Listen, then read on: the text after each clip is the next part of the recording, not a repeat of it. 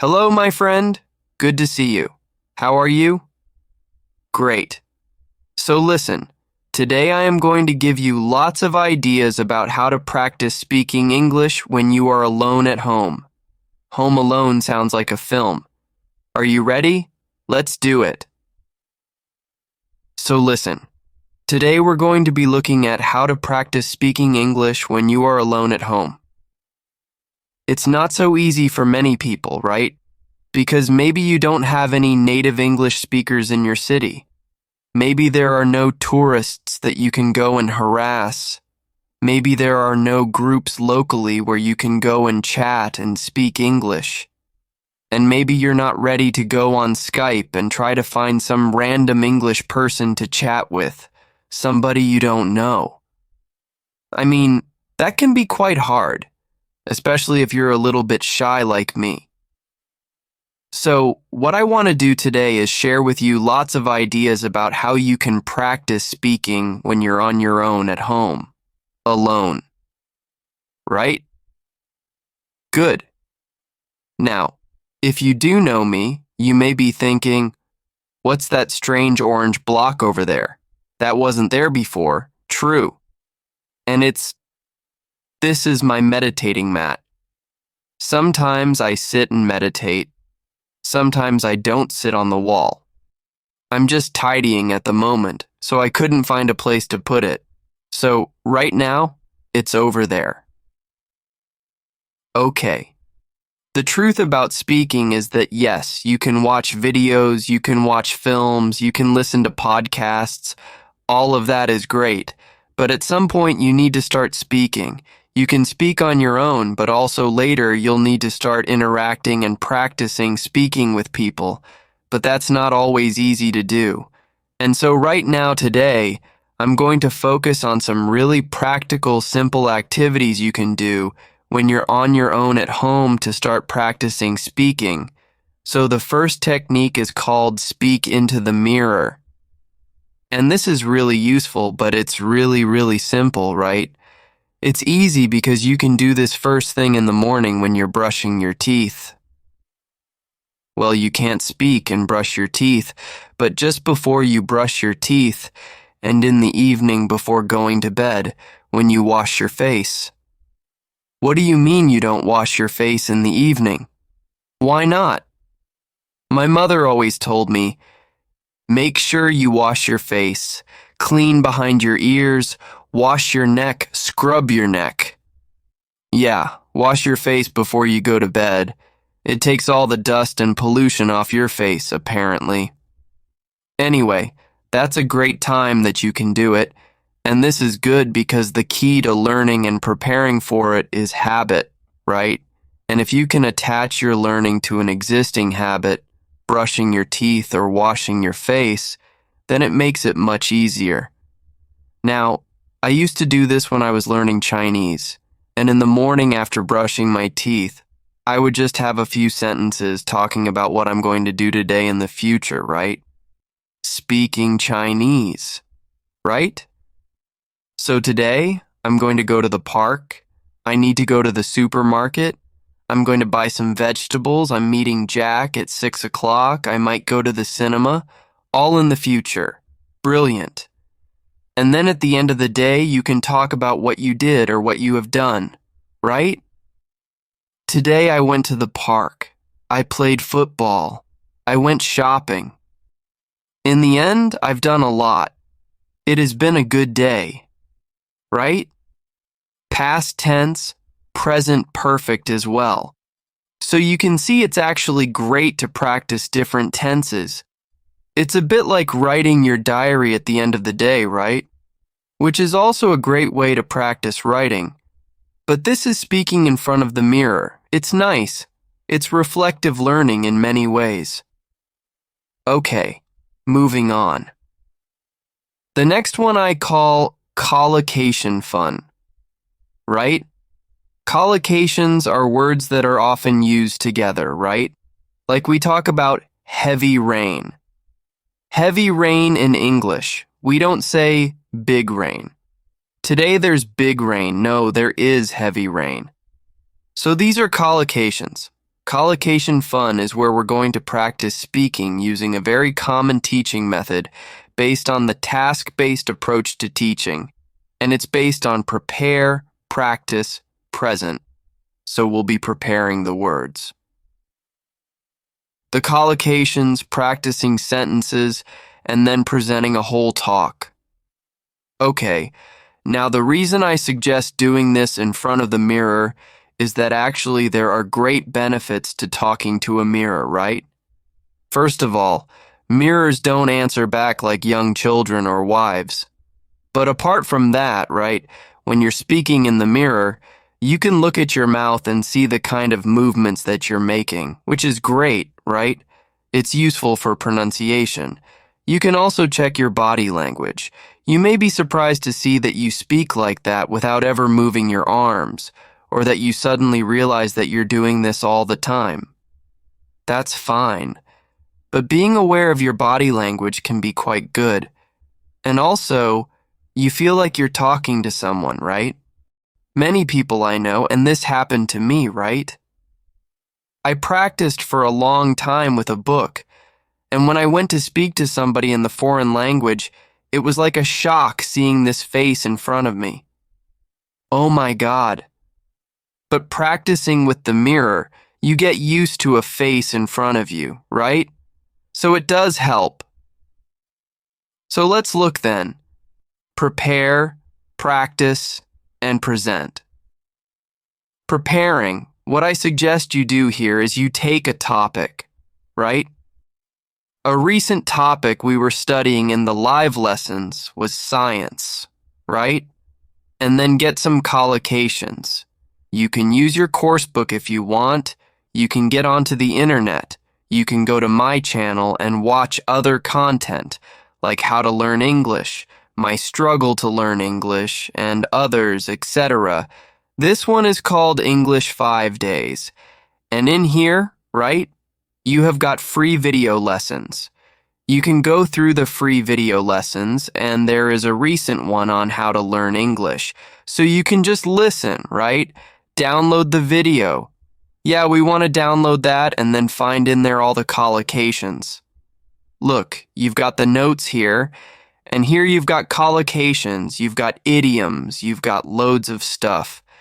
And what I would do is I would take maybe 6 or 7 collocations or idioms like exact science.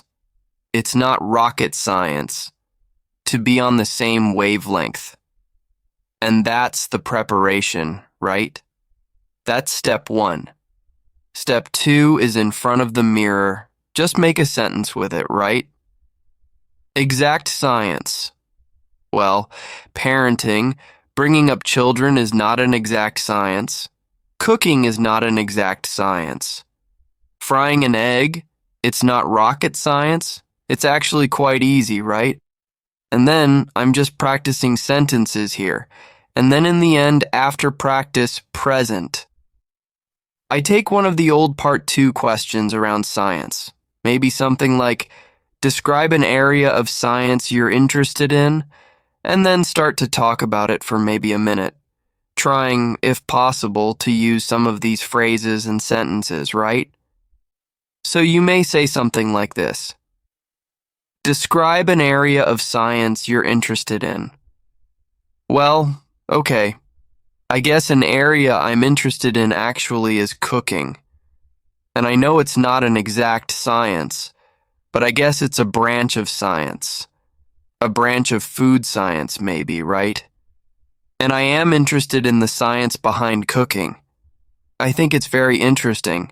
I know with cooking, when you heat things up, they change, and when you mix different things like sugar and vinegar, you get different levels of acidity and chemical reactions happen. So I think it's really interesting, right? I think chefs and scientists are really on the same wavelength because they're trying to experiment, discover new things, whether it's cooking or new dishes, things like that. I know cooking isn't rocket science, but I am interested in how it works. And so yes, although it's not a hard science, I think it's an interesting area of science for me. So you can see what I'm doing really here is not giving a perfect part 2 answer. I'm just trying to activate and practice some of these expressions that I've been learning. And that's it, really. So that's it. It's great because preparing the collocations, practicing the sentences, and then presenting a talk is a really tried and tested method. Doing it in front of the mirror is great. You get everything. You get the contact with somebody, but you can see yourself. You can monitor yourself. It's really, really effective. Collocation fun. Great. I want to go and do it. It sounds like so much fun. I'm going to do it again right now. I'll be back in a moment. And next up is practice with short audios. Now, I am a big fan of extensive listening, right? Listening to podcasts and films, that's great. But when it comes to speaking, I think short audios are much better. They are bite-sized chunks, they're easy to use, and your concentration is shorter for shorter periods of time. You can work with, for example, recorded sample answers. There are many websites that have those. Not written, it must be recorded, right? You want to listen and then speak. There's a tool that I've talked about in the past to many of the students here. It's called Link, and I like it because it's full of short audios that you can use to help start speaking, and it's free. I mean, there is a paid version, but you can get lots of stuff for free, which is great here. So let me show you first of all how that might work. So this is Ling Q. Okay, I'm not going to explain how it works. You can find that out once you kind of sign up for free. But basically, there's a library. You choose your level here. So let's say I'm going to go intermediate, and you can choose down here different audios to listen to. I've got one of my previous lessons here about sport that I will open up, and let me just show you briefly how it works. We'll just focus on the bit on the left. Okay, let's try. Hello, Steph. Hello, Steve. Nice to see you again. Nice to see you again. So what I want you to focus on first is, as you listen to the sentence, pick out the stressed words, nice to see you. Nice to see you. I like to chat a bit about your interest in sports. Chat, interest, sports. So I'm just repeating the stressed words. Chat, interest, sports. Sure, you lived in Japan for quite a few years, I think. Lived in Japan. Years, I think. Right? About 9 years? 9 years. Okay. So you can see I'm just doing the word stress. And also you can pick out chunks or phrases that you like or that sound interesting. Years. And I think you lived in different cities. That's right. I lived in Sendai for 4 years, which is a little bit north of Tokyo. A little bit north. A little bit north. That's interesting. Which is a little bit north, right?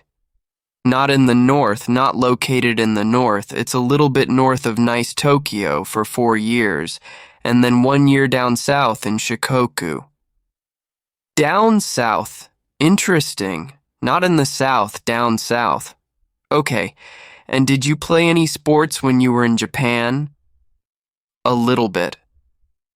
A little bit. I love that. A little bit, a little bit. Played a little bit of soccer. I played a little bit of soccer. A little bit of soccer. Isn't that great? Phrases or chunks that I like, and this is really helping us listen and prepare for speaking. Next, what you'll do after you've finished, if you want, you can check the tape script as you listen again. That's fine, but at the end, what I would like you to try and do is repeat the audio or the lesson, giving a summary. So, repeating it with your words, not reading, not listening. In fact, you can just close that and focus on your own words, right? Oops. And then, After you've done that and you've done a bit of practice, you could then try to retell the lesson or the story and record yourself. If you're not sure, you can use mobile apps to record your voice. There's Vocaroo, which is also a very simple online voice recorder. And recording yourself is great because it puts pressure on you, and that, my friend, is good. Also, you can then, once you've listened back, compare to the original lesson or story with the tape script and see if it's different. Did you make a mistake? Instead of saying a little bit of football, did you say a little bit football? Or did you use different collocations? Right? Instead of individualized sports, did you say personal sports? Something different. That noticing again puts pressure on you, which is great, and it also helps you notice. Noticing language is a kind of feedback, which is essential to improve. So that's it. Practice with short audios, right? The next one is really fun, and it's about imitating your favorite English-speaking actor or actress. Okay, so here, when you watch a film in English, take some of the actors that you really like and pretend to be them, right? So you're copying their body language, their gestures, their facial expressions, their accent, their voice, their words. You're copying everything. Why does this work? Because it's all about identity. A key part of language learning is your identity as an English speaker. And as students, we often have a mask, or we can create a mask that we hide behind when we speak a foreign language. This can be very, very helpful to reduce anxiety or stress, especially if you're shy and/or you don't want to be embarrassed by mistakes or by not speaking correctly. When you have this mask to hide behind, it doesn't matter because you're being somebody else. And it's great fun to do this with actors and actresses that you like. Let me show you a very, very simple example. There's a great actor called Rowan Atkinson. You may know him for Mr. Bean, but he plays a myriad of characters, and one of the recent ones is Johnny English. Right? Let's have a look at Johnny English. I'm not sure. Let me clear up the uncertainty for you. You have it? Let me clear up the uncertainty for you. You haven't. Right? So it's that taking the character, trying to do the voice and the whole body, and you become that character. You can do that when you're practicing speaking on your own, right? You probably don't want to do it when you're out and about at the shops or speaking to foreign people. Hello? They'll think you're Johnny English. They think you're mad. But when you're having fun at home, it can be a great way to practice. So that's it. Imitate your favorite English-speaking actor.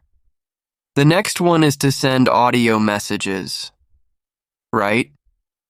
Now, if you're using Facebook, WhatsApp, or other social media that have a chat facility, often we send text messages. You probably send them in your own language, but you could think about sending them in English, right? And go a step further. Send an audio message rather than a written message because that will be practicing your English. Okay? You can do this if you have some friends who maybe speak English or family members. You can have a bit of fun with them practicing sending messages to each other in English or any other language, right? I mean, we do this sometimes. It can be quite fun to do.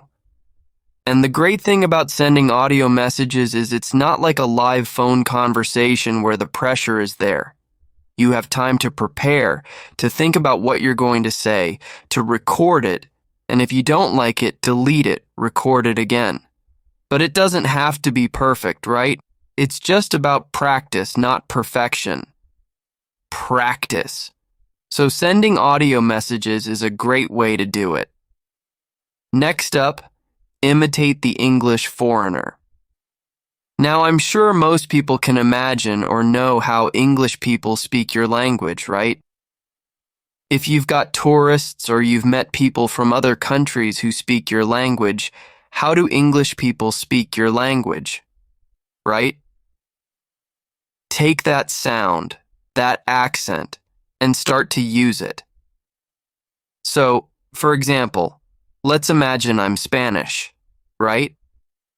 And I'm thinking, so how do English people speak Spanish? Right? They don't speak perfectly. They speak with an English accent, right? So the Spanish person would try and speak Spanish with the English accent, right? And then switch to English, but keep that accent.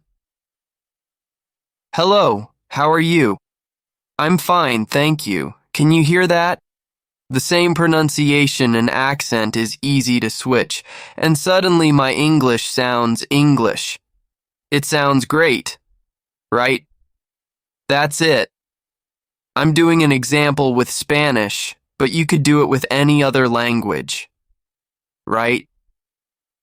Think how English people speak your language with that accent, and then switch to English, keeping that British accent, or English accent, or American accent. It really can be quite useful and fun to boot. Great. Now, the next idea is shadowing. Of course, a shadow, right? If the sun is shining down on the floor behind you, you have a shape the same as you, right? Dark, that's your shadow. The sun leaves a shadow, you leave a shadow. And to shadow someone is to follow somebody. So if I shadow you, it means I'm following you. Sometimes detectives will shadow suspicious people, right? Now, in language, when we shadow somebody, it can be just to repeat them, but you're very close behind them, right? Remember, wherever you go, your shadow follows very closely. So here, the thing to do is to find a short audio and to listen for maybe a minute and to repeat almost on top of the voice, but maybe a fraction of a second behind them. So you're just behind them, but you are really following them very, very closely. Do not wait for the sentence to finish and then repeat. This is different.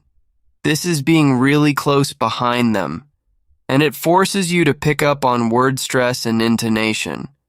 And if you focus on those two things, it really can help build up that speaking skill. Word stress and intonation. Let me kind of demonstrate. So we've taken from Q-lips a little audio. First of all, I recommend you listen to the minute completely so you've got an idea of what it's about.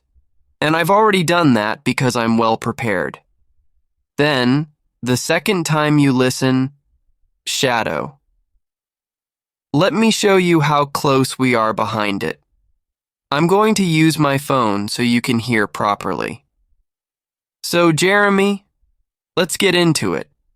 Talk about how to talk about pots, how to talk about movies and music, and the kind of artwork that enriches our lives. This topic was suggested to us by one of our listeners, and she sent us an email, which I will read for everybody now. It says, "Okay, I think you get the idea, right?" So it's different from wait, listen, and repeat. It's shadowing, following closely. At first, it's very hard, but the more you do it, the more you'll be noticing word stress, intonation, even accent.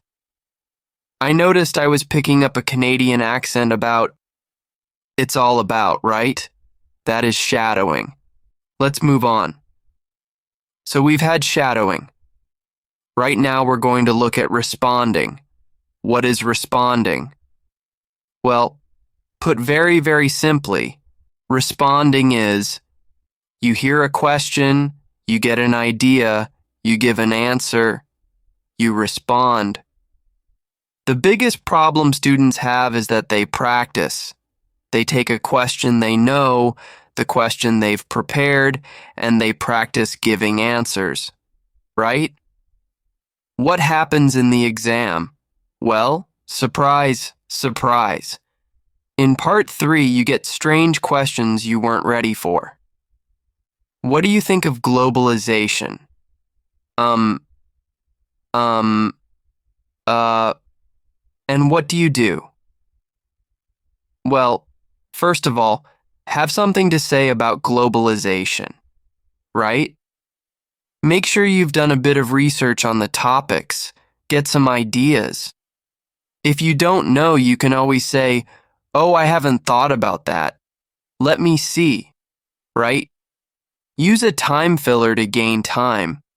But the most important thing is that in your practice, as well as looking at these topics, you need to practice responding. Because in part 3, in the exam, the biggest problem students tell me is they don't have an idea. I didn't know what to say, I wasn't expecting that, I just couldn't get my ideas out and speak. So you need to practice responding where you hear a question, you've got no idea what it is, you get an idea quickly, and you answer. Right? It's a bit of pressure, but as I mentioned before, a bit of pressure is good in your practice. Now, you can do this if you have a speaking partner really effectively. Right? So what you do is one of you says, "I'm going to bring into our next session 5 questions," and you don't know what they are, and the other person does the same. You come into your session and you ask each other these surprise questions. And it's a shock at first, but it's like anything. It's like going down the gym. You just practice this and you build up the skill. If you haven't got a speaking partner, you can do a bit of practice on my YouTube channel, right? If you know my YouTube channel, right, English Spoken Stories, hidden away in the playlists, go on the playlists. There's lots here that you've probably never seen. And at the very bottom, you'll see 2 episodes which are very useful for you. Right? And then the next question, let me just play it for you, and you'll see. Let's press shuffle, and it plays automatically. Do you like your hometown? Oh, that's a good question. Do I like my hometown? Yeah, I think my hometown, Manchester, which is up in the north of England, is a very attractive place. There's lots of restaurants and shops. It does attract quite a few tourists as well, and they often come in to see the industrial landscape or the football pitches. We have a famous football team called Manchester United. And Manchester, do tourists like to visit your hometown?